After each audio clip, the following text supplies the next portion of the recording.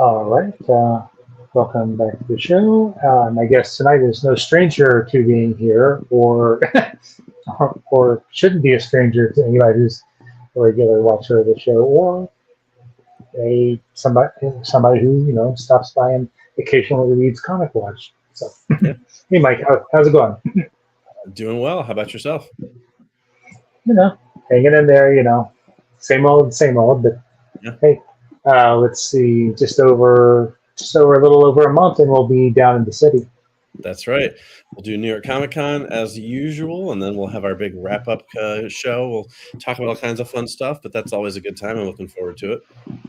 Yeah. And we'll have a new roommate this year. Yeah, that's right. Right. That's always a good thing and also slightly scary, but I'm sure it'll be great. From what I've never met him in person, but he can't be that bad. He writes for the site and he's a regular contributor, so it'll be nice to hopefully have a hand dealing with things. Absolutely. Yeah, absolutely. It's always good to meet new people and, and then bring them into the con world. So, yeah, looking forward to it. Well, we're not here to talk about New York Comic Con tonight. We're here to talk about your latest project currently on Kickstarter. Um, why don't you tell us what it is? Sure thing. So this is one of my non-comics projects, but related to the world of comics and pop culture. In fact, this one actually has a lot of comic relation to it. It is called, I believe you have my stapler, 20 cult classics from the 1990s, and it is a sequel of sorts to my first movie book, I Want My $2, 20 cult classics from the 1980s. And this one is focusing on obviously movies from the 1990s, and the reason I say it has a lot of connective tissue to the comic book world is that there are a good handful of movies in there that are either based on comic books or are closely associated with comic books. And I think there's a lot of kind of crossover between the movies and the book and comic book fans. So things like The Crow is in there, The Phantom, The Shadow, The Rocketeer. Some of those are things that are either based on comics or had comics over the years. And then you've got movies like Starship Troopers, which is Tremors, which are kind of like sci-fi cult classics near and dear to a lot of comics fans' hearts and things that have appeared in comic form. So yeah, that's the book. It's a movie, essay, and art collection called I Believe You Have My Steve. And mentioning that and the connection to comics, the '90s were kind of when they were kind of testing. It seems like they were testing the waters for what IPs could be kind of brought in from the comic book world. Yeah, no, you're absolutely right. It's funny, as I write about that in my introduction to the book.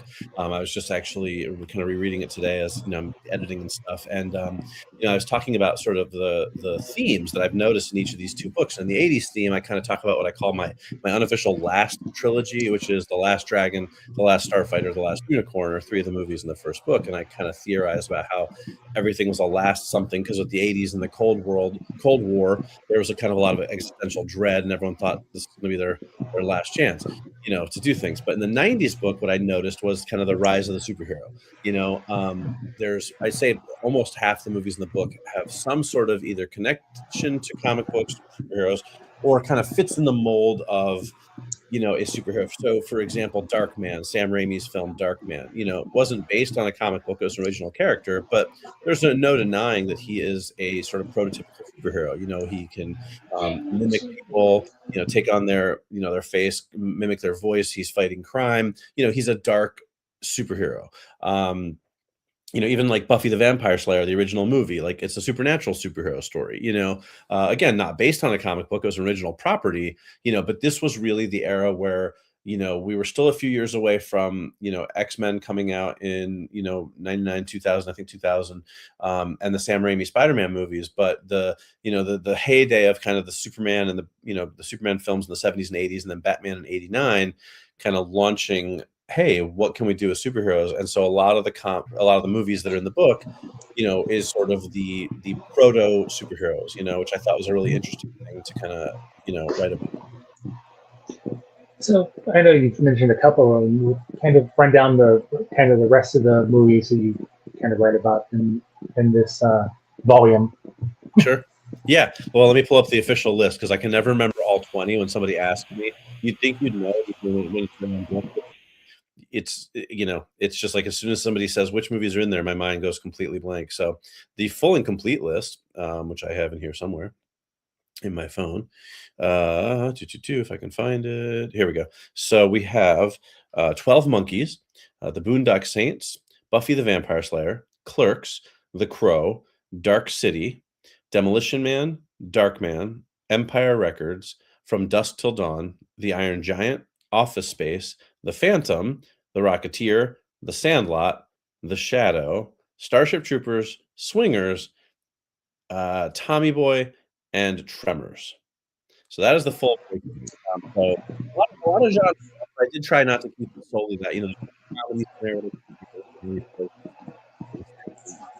animated film with the Iron Giant. You've got some kind of straight up action movies like, the Boondock Saints. And then you have all, again, sort of the genre stuff, the sci-fi superhero stuff, The Crow, Dark City, Demolition Man, Darkman, The Rocketeer, The Phantom. So it's a pretty good mix, I think. So when you're putting together, your list of, are they, movies that you enjoyed, during that time, or it spoke to you in some way? Yeah, I mean, largely yes. The rules of the book, there's a couple of rules I have in terms of how do I define what makes it a cult classic or what doesn't, right? Because I'm not writing about the big blockbusters. I'm writing about the cult classics. But the first rule for both my 80s book and my 90s book was that it has to be a movie that I personally love.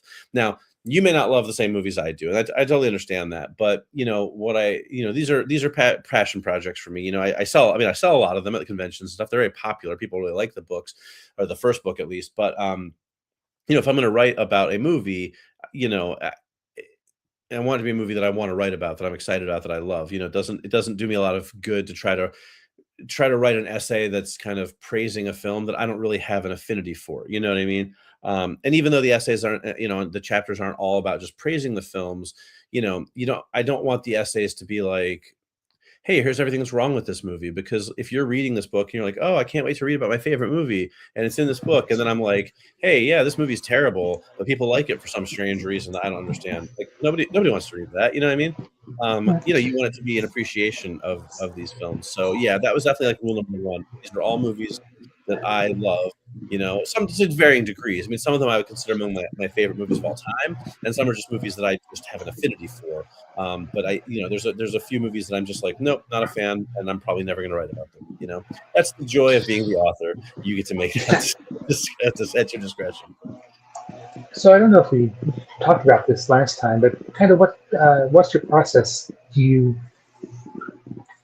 figure out what movie you want to, talk about, watch the movie, and then kind of fill it out from there? Or I mean, effectively, yeah, you're not wrong. I mean, the hardest step really is whittling the list down, because like my initial list of 90s films was about 60 movies.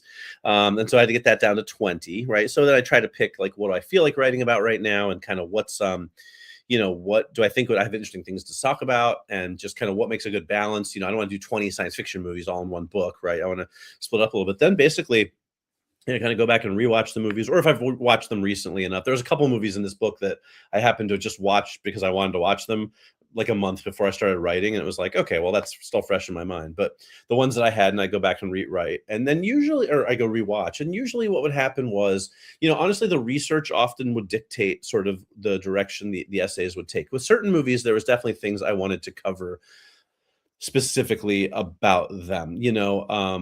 The Crow, for example, let's say, right? I didn't want to write solely about Brandon Lee's death, right? Because, he famously died on the set of The Crow.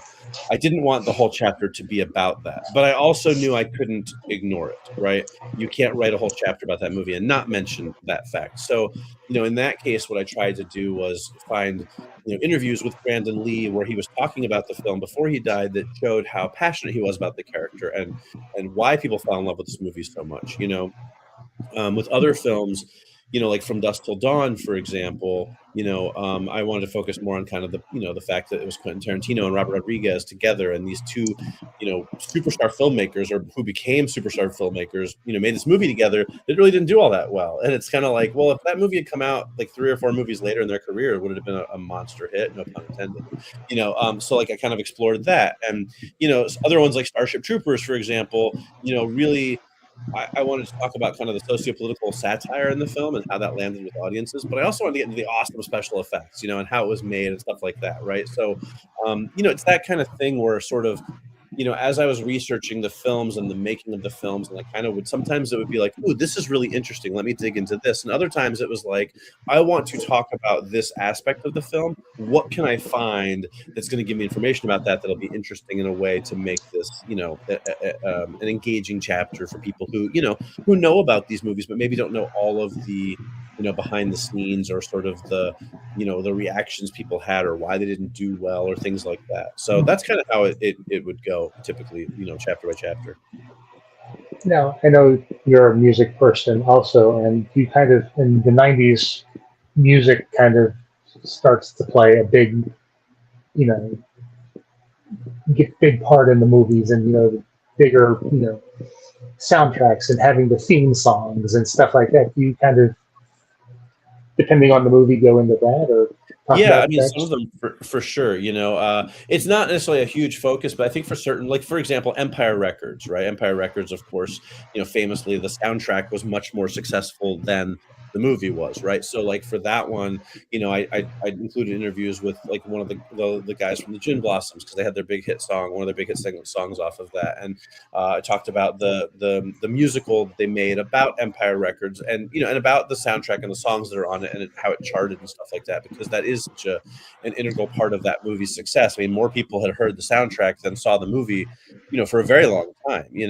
So that was definitely one where we sort of touched on that. The Crow, we also mentioned it in there because that soundtrack was super successful. So when it is appropriate, a lot of the movies in this book still were leaning towards kind of the orchestral scores. They weren't quite getting to the pop soundtracks, just at least not the time period they were, but these movies weren't, a lot of them. But when it was interesting, I definitely touched on that for sure, because I am a music guy, and I like to dive into that stuff as well. So, what did you learn from writing the 80s book that you were able to use, for this new volume? That's a good question. I think first of all, one was I learned how to research better. Obviously, I have not had the pleasure of interviewing every single person that I have interviewed in my book, but I found sources of interviews, things that are kind of tying into what we're talking about. I learned how to find more of that stuff from more different sources. I had more availability of things, like Blu-ray bonus features and interviews and things like that. I think that was certainly kind of a starting point, a backup point. But I think also from writing the first book, which I'm very proud of, and I think it's a great read, but to this one, and I think part of the reason why this book is going to probably be like 50 pages longer than the first one, like I didn't do that on purpose, but that's sort of how it turned out. I feel like I had more to say about the movies this time around. I think part of that is because what I learned to sort of let the story take me where it wanted to go versus me wanting to take it. I think the first one I tried to really, when I started writing it, I was kind of like, well, this is what I want to say about this movie. And the problem is when all you're concerned about is what you want to say about a movie, it becomes very much just an opinion piece. And I was like, well, I don't want to write, a 100-page, 130-page book that's just my opinions about things. Like, first of all, I'm going to run out of things to say, but also that's kind of egotistical. Just be like, here's my opinions. I mean, sure, movie critics do that all the time, and I've been reviewing movies for decades, but like, I want there to be more to it than that. So I think kind of like, not coming into each movie with sort of a predisposed notion, unless there was a very specific thing I want to talk about, made it easier to write, because I could kind of like, I could be like, oh, well, I want to write about this. This is interesting. And then, oh, this is interesting too. I want to write about that. But, if they don't fit together, then I just have to figure out how to make them fit together. I don't have to be like, well, this doesn't fit within my preconceived notion of the chapter. You know what I mean? But I think that's kind of one of the things that I learned that really helped me make. And the second book was really, I don't say it was a breeze to write because it's a lot of work, it's a lot of research, you know what I mean? But it flowed very. Once I started writing, it flowed very quickly and it came together very quickly. So that was good. I remember in last year that you were chasing for the Boondock Saints quote. Um, Norman shoot, Reedus. yes, you were chasing him down at the stalking him. Yeah, well, stalking is a strong word, but I did manage to get a question in with him about the Boondock Saints in relation to a Walking Dead episode that he answered, kind of mostly specifically for me. So I threw that into the book. That's one of my exclusive interviews, and I have a couple other exclusive interviews. In the book, I have two other actual exclusive interviews with Stephen Root, who plays Milton in Office Space. I've got a nice little soundbite from him, and then I have a pretty lengthy interview, or quotes from Rochelle Davis, who played the young girl in The Crow opposite Brandon Lee. So that was really cool. So yeah, that was something nice I was able to add to this one, with some stuff where I was able to actually have conversations with some of the actors and actresses, and include them in the book this time around.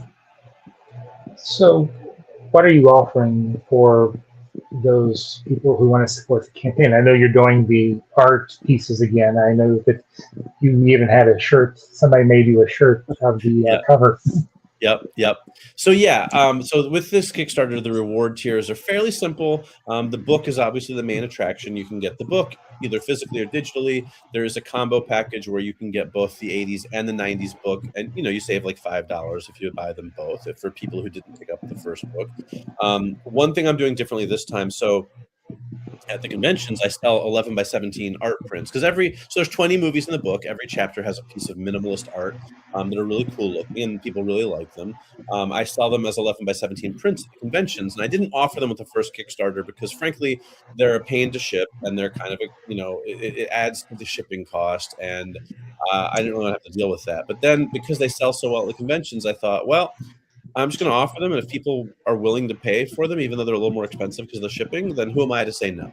You know what I mean? I mean, actually, I've had a few people reach out to me and be like, "Oh my gosh, I'm so excited! This is my son's favorite movie, and he's moving into his college dorm, and I want to have it framed for him for Christmas." And so that's a new thing that I'm offering with that. And also, all of my comic books are available through it as add-ons. So my graphic novels, the Slasher, Red, White, and Broke, and Uncaped are available. And right now we're working towards a stretch goal, because we actually have funded. We've hit our goal, which is a minimum goal. So that gets us kind of through the door and gets us enough copies to fulfill the Kickstarter. Now what we're doing is trying to make enough money to get copies to sell at the conventions. But we're working on a stretch goal.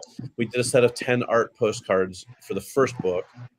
If we reach our stretch goal of $4,500, then everybody who backs on a physical campaign will get a free set of 10 art cards for the 90s book as well. So that's kind of a nice incentive that will hopefully help push us towards that higher goal, so that we can, all the money goes right back into making more books, honestly. So, I'm not driving a Ferrari just yet. So, are you noticing any difference between this Kickstarter and the previous? I mean, this one I think funded quicker than the last one. Am I correct? A little bit quicker, not a whole lot. They're running pretty similar, actually, which is interesting. I'm going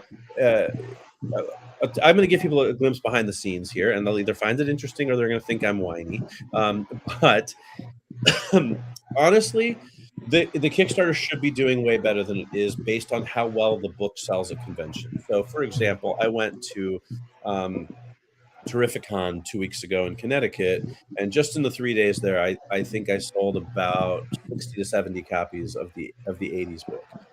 That's just people in one convention that walked by, saw my prints, they caught their eye, I told them about the book, they bought the book, they get a print, they walk away happy. By comparison, I right now have, I think, just over 80 backers on Kickstarter, which is the equivalent of one convention weekend. You know what I mean? It boggles my mind a little bit, because it's like, well, I've sold at this point hundreds of copies of the first book to people in conventions, and that's just in the Northeast. With Kickstarter's nationwide and international reach, why aren't more people finding the book, right? I should have a couple hundred backers, you would think. Ultimately, it comes down to a lot of things. getting the word out is tough. Algorithms are not our friend. The Facebook algorithm wants me to pay for ads. I paid for ads, still didn't get me anywhere. Kickstarter has its own algorithm. It's just tricky and hard to get people to see things. So like, it's going well. It's probably going to fund for around the same amount as last time, unless we get a big bump in between now and then. But I don't know, I don't know the secret yet as to crack it for a book like this to get it to really explode. I'm sure there's somebody out there who will sell me the secret for $850 and a 12-week training program, but I question how legit that would be. So I'll keep doing what I'm doing for now, I guess. Well, is there anything else that you wanted to make sure that people knew about the book or about the Kickstarter that maybe we didn't get a chance to cover? Yeah, I mean, I just think it's a digest sized book. It's 8.5 by 5.5, so it's a little smaller size than a comic book. It is, for anybody who picked up my first book, this new one looks like it's going to legit be about 30 to 40 pages longer, so more content, but still the same great artwork. I think for anybody who loves movies, this is a book that they'll enjoy. It's kind of like a little coffee table book. My friend Russell calls it a bathroom reader, which I hate, but he's not wrong because it is kind of does fit in that category. They're kind of, the essays are a good length for kind of reading in the bathroom. And I think one thing I'll say is, in the first movie, I really focused on a very specific, cult classics, no sequels, no nothing, no very little money. And so as a result, there's some movies in the first book that people don't really know that well. Movies like Cloak and Dagger and Daryl, and The Wraith and things like that. True cult classics. The 90s cult classics were a little bit different, even though all the movies in this book grossed under $60 million, the home video market was a big thing. The internet was starting to come around, which wasn't around in the 80s, and the word of mouth on these movies spread. So when I tell people now about movies like, Office Space or Demolition Man or The Sandlot, for example, which everyone knows The Sandlot now, but it wasn't a big hit, and it grew and became a hit kind of over the years. But I think because of that, the movies in this book are so much more familiar to people. There are not as many ones where people can look at it and go, I don't remember this movie, or I've never seen that movie. I think this is a book people are going to look at and be like, oh my gosh, I've seen every single one of these movies. I love these movies. So I think it'll be a fun read. It makes a great gift. But I think it'll be movies that people really will have a strong fandom for and a real affinity for, like a deep fandom love. So I'm excited about that. And I have to ask, do you have, are you cooking around one for I guess they're called the aughts now? I do have a working list for that. The thing that's interesting about that is like, it's kind of almost like, has there been enough time passed since the 2000s? That would be 2000, 2009 for things to really truly develop a cult following. There are definitely some. I definitely have a list of, I've probably got about 10 or 12 movies that I think would fit right into that category. And I probably could pull the other 20 without too much trouble, but I haven't decided yet. I'm not sure. I feel like the real sweet spot for cult classics is like the 80s and the 90s, maybe a little bit in the 70s, So, there's some more books in the works. Let's say that. And I have a pretty good idea of what I'm going to do next. And I'll just say, if you grew up with 80s cartoons on in the background of your household, you'll be very excited. So that's something I'll tease. But yeah, I'm thinking about the aughts, but we'll see. I don't even know how to call it. What do you call it? 20 cult classics from the aughts? That sounds terrible. Movies you ought to know about. I like that. That actually would intrude on another book I want to write, though. So I can't talk about it, but so we'll see. Movies you ought to know. I don't know. Something like that. You're not far off. Hopefully, by the time I finish it, I'll have a slightly better title than that. But yeah, you're not. We'll kick the title around. Yeah, we'll workshop it a little bit. So as we wrap up here, why don't you give one last pitch for the book where people can find you and. Sure.